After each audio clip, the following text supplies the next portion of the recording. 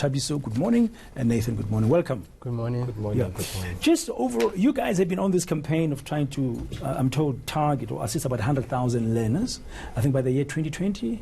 Yes. That's already underway since the beginning of this year. How's that program going? Can we start there? It's going pretty well. Already we've got learners literally across the 9 provinces who are assisting to identify which institutions they actually qualify for in order for them to focus on actually applying to those institutions so that they can actually further their education. And the focus, Nathan, is on those subjects like maths and science that will help them in what we call today the fourth industrial revolution world that we live in. Yeah, it's one of the focus because we don't want to take away the talents of students. So we also encourage that talent management and actually channel that to the right career that they can follow. Okay, you've been going around township schools and schools in some of the high schools in rural South Africa. Now, you said you've reached about 9 provinces already. How many learners are currently in the program? So there are 40,000 learners currently in the program, so we're left with 60,000. We have a combination of online and paper-based. So our online, it focuses more on urban areas, whereas our paper-based, we partner up with corporations and we actually go into the communities and help learners to, access information and also identify which right subjects do they have to actually choose and how they actually need to perform in those subjects like your maths and your science in order to study at a certain institution. Yeah, you guys studied science at varsity. Yes. And as soon as you qualified with your degrees, you started this business. Yeah. Yes. Why? Because of our experiences, and I believe Thabiso can actually explain a bit more about that. Yeah, it was a personal experience because we didn't know what to study. I mean, we both come from a technical background. All we knew were technical careers. But it's only in varsity then we were then exposed to different careers. Then we thought, you know what, let's create a system. Rather than paper-based, let's start with a system because the markets and the careers are always changing that can address some of those challenges that we faced. Okay, now, do you, Nathan, provide career test tools as part of this process? So we provide multiple of tools because our program starts from grade 8 up until grade 12. And different grades have different challenges. For instance, you've got your grade 8s who lack a lot of exposure, and then you have your grade 9s who have to choose the right subject. A lot of them want to sort of like take the easy subjects, not understanding that there's a link between the subjects and the careers they want to study.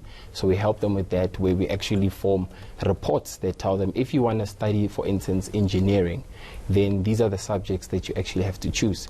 And then grade 10, we monitor them. Grade 11, we also tell them this how they need to perform, and then in grade 12 we focus on actually helping them apply to the different institutions. Yeah. Year in and year out, surveys are being done about how far behind we South Africa are and our schooling system, whether it's talk about numeracy or literacy, particularly mathematics.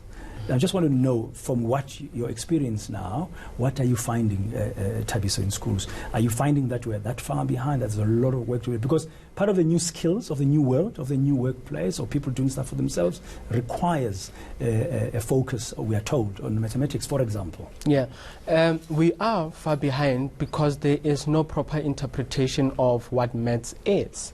Because, yes, you study maths, but how does that link to my career? So that gap has caused learners not to be motivated to actually pursue those subjects because of not knowing the outcome of it. Okay. Now, the schools that you go to, they belong to a department. You mentioned the word corporations earlier, that in some areas we're working with corporation. Just, any of you can answer this. What kind of cooperation are you getting? Are you getting the right kind of collaboration, either from the schools themselves, and how are they receiving you, and also from private sector? Are they coming to the party? Okay, so we definitely work with a lot of private corporations, particularly corporations that focus on education and want to impact. As part of their CSI programs, I guess. CSI programs and also the global sustainability goals. So we partner up with those corporations, and as far as the schools go, they actually need our program. A lot of them experience challenges that they actually can't answer in terms of the teachers and the curriculum, which is more paper-based and information-based but not knowledge-based. So it's one thing to tell learners, there are over 1,700 careers, but it's another thing to say, from those 1,700 careers, this is what you might be interested in, this is what you qualify for, this is how you need to pursue those careers. Okay, final question for you, Tabis. I mean, you guys are fairly young. I don't think you're even 35 yet. That's my view. We're looking at you now. Yes. You must have qualified about 7-8 years ago. You finished your degrees. How are you received? I mean, because, by these older people when you walk in there and you're speaking this language, because I mean the skills are very critical for our future. How are you received as young people when you knock on those doors? I mean, we've made good partnership. We've partnered with Saibono and also with the Department of Education, Gauteng, because not only does our system address challenges learners face, they even address what teachers face. And what workplaces need. And what workplaces need, because in the program we also have linked learnerships. So not only do we focus on students from grade 8 to 12, but even the youth that are sitting at home that might be looking for skills development programs, we are able to direct them in the right direction. All the best and good luck with your target. 40,000 now, got another 60,000 to go to 2020. But I guess anybody who wants to support you and find out more about you can go to your website, which is psfoundation.org.za. Yes, that's correct? That's correct. Okay, all the best, Nathan. Thank you. Tabis, you are too far. You don't have to stand, but thank you very much. All the best.